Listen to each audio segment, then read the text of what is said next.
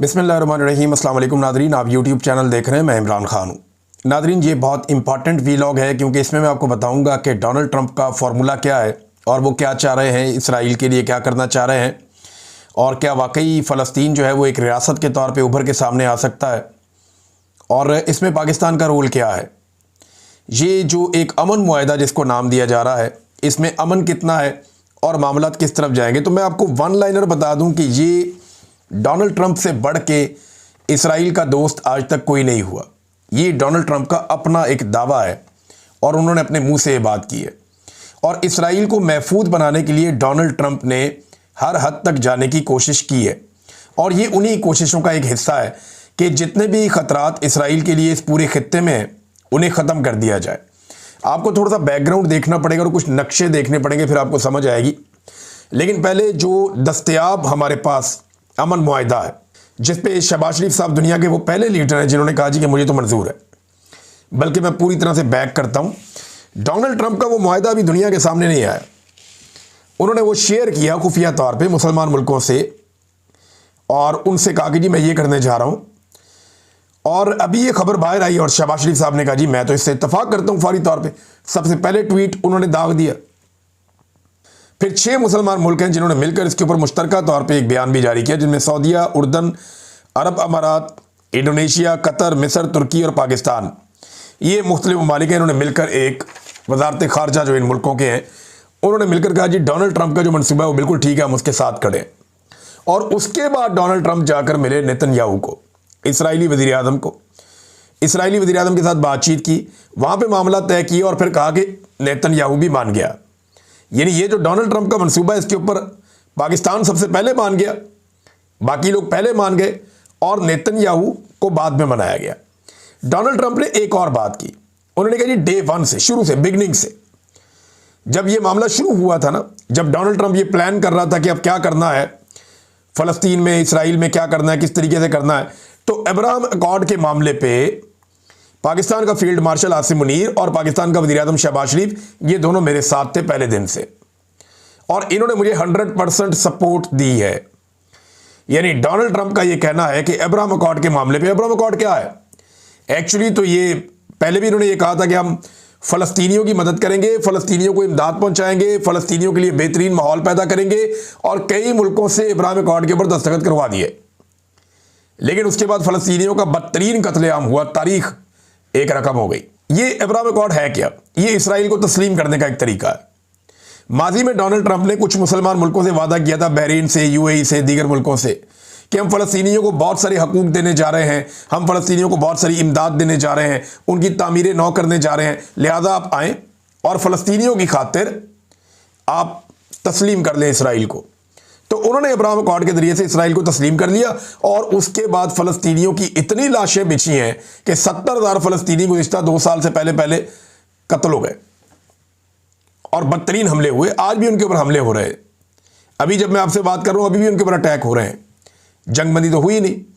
तो अब Abraham accord जो है वो बाकी ममालिक जो रह गए हैं उनसे भी इसराइल को तस्लीम करवाना है, और उसके लिए एक नया फार्मूला डोनाल्ड ट्रंप ने दिया।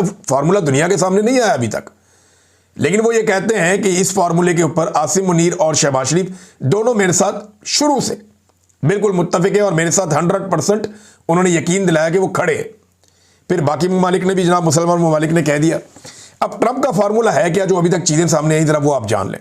नंबर 1, ट्रंप ये चाहते हैं कि जंगबंदी हो जाए और जितने भी इसराइली कैदी हैं जिन्हें पकड़ा हुआ है हमास ने, यरगमाल बनाया, उन सबको छोड़ दें, और बाद में इसराइली भी उसके बदले में कैदियों को रिहा कर दे।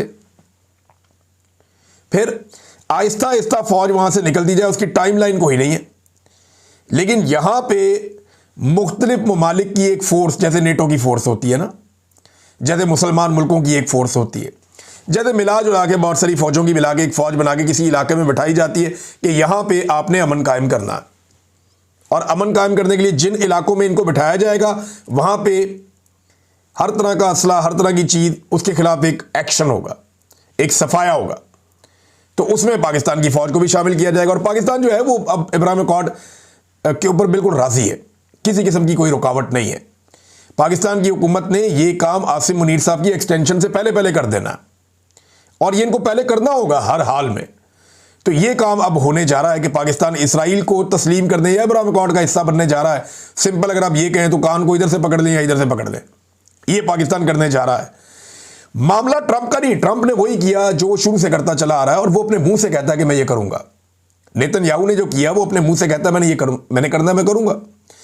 मामला पाकिस्तान की दोगली मिलिट्री एस्टेब्लिशमेंट का, पाकिस्तान के दोगले सियासतदानों का और दोगले मौलवियों का है। इन्होंने कौम को हमेशा चूरन कोई और बेचा। मैं एक दफा गया एसएसजी कमांडोज की ट्रेनिंग को कवर करने के लिए, मैंने कहा देखूं ये ट्रेनिंग कैसे करते हैं। तो इन्होंने कहा जी बड़ी सख्त ट्रेनिंग होती है। मैंने कहा देखते हैं, लोगों को भी दिखाते हैं। मैंने प्रोग्राम किया, बड़ा मशहूर हुआ वो प्रोग्राम। तो वहां पे ना एक पत्थर लगा हुआ था बहुत बड़ा, जहां से कमांडो अपनी ट्रेनिंग शुरू करते हैं। तो उसमें जनाब कुछ नाम लिखे हुए थे मुल्कों के, शहरों के। तो एक नाम उसके अंदर दिल्ली का लिखा हुआ था, एक लिखा हुआ था श्रीनगर का, एक लिखा हुआ था यरूशलेम का। तो मैंने उनसे पूछा, वहां जो कमांडोज थे जो ट्रेनिंग करवा रहे थे, मैंने कहा यार ये आपने नाम लिखे हुए हैं। उन्होंने कहा जी यहां तक कमांडोज ने जाना है, यानी दिल्ली में भी परचम लहराना है, पाकिस्तान का फतह करना है, और श्रीनगर भी हमने फतह करना है, कश्मीर बनेगा पाकिस्तान, और हमने यरूशलेम भी जाना है हमारी फौज ने, और वहां जाके फतह करना है। ये उन्होंने एसएसजी कमांडोज का जो ट्रेनिंग सेंटर है वहां पे शायद आज भी उस पत्थर पे लिखा हुआ हो। मेरे ख्याल में सुबह कमांडोज को चाहिए कि उठ के मिटा दें। अब किसी और तरीके से यरूशलेम जाना है, अब उस तरीके से नहीं जाना। तो अब मामला क्या है इसको जरा आप समझें कि डोनाल्ड ट्रंप बात कर रहे हैं गाजा की, और डोनाल्ड ट्रंप वहां पे एक नई अबूरी हुकूमत बनाने जा रहे हैं जिसकी सरबराही डोनाल्ड ट्रंप के पास होगी, और उसमें टॉनी ब्लेयर को भी शामिल किया जाएगा और दीगर कुछ मुसलमानों को भी छोटे मोटे मामलात में शामिल किया जाएगा। गजा की तामीर नौ की जाएगी, वहां से हर किस्म की दहशतगर्दी को खत्म किया जाएगा, जैसा कि हमास को दहशतगर्द कहते हैं या बाकी तंजीमों को, उन सबको वहां से हमेशा के लिए इसराइल के खिलाफ जितने खतरात हैं वो सारे वहां से हटाए जाएंगे। यही है अब्राहम अकॉर्ड। और उसके बाद जब तमाम शराइत पूरी हो जाएंगी 20 की 20, फिर आखिर में यह फैसला किया जाएगा कि अब यह सोचा जाएगा, ये उसमें लिखा हुआ है कि सोचेंगे कि इसराइल को, फलस्तीन को रियासत के तौर पे तस्लीम करना है या क्या करना है। इसके ऊपर जो है वो एंड में एक कंडीशन है, ये भी मशरूत तौर पे है कि फलस्तीन को रियासत के तौर पे तस्लीम करना है या नहीं करना, क्या करना है, ये जनाब वो एंड के ऊपर आके करेंगे। इसमें एक ये भी डोनाल्ड ट्रंप ने अपने मुंह से कह दिया कि मैंने नेतन्याहू को कह दिया कि अगर कोई एक नुक्ता भी पूरा ना हो या उसकी खिलाफ वर्जी हो तो ताकत का भरपूर इस्तेमाल करके, अपनी मनमानी करके जो फैसला उसका है उसको हासिल करे, या जो वो करना चाहता है उसको हासिल कर ले। ये डोनाल्ड ट्रंप ने कहा। मैं एग्जैक्ट आपको बता दूं, अगर किसी ने किसी एक नुक्ते की खिलाफ वर्जी की तो फिर वो अपनी मनमानी करने और बेरहम ताकत का इस्तेमाल करके अपने मकासद हासिल करने में नेतन्याहू हक बजानिब होगा। ये भी डोनाल्ड ट्रंप ने कह दिया। तो ये है नाजरीन वो मामला जो वहां पे होने जा रहा है। पाकिस्तान अब अब्राहम अकॉर्ड का हिस्सा बनने जा रहा है और पाकिस्तान ने इसको बड़ा वेलकम किया है। अब तक के लिए इतनी, अपना ख्याल रखिएगा, अपने चैनल का भी। अल्लाह हाफिज़।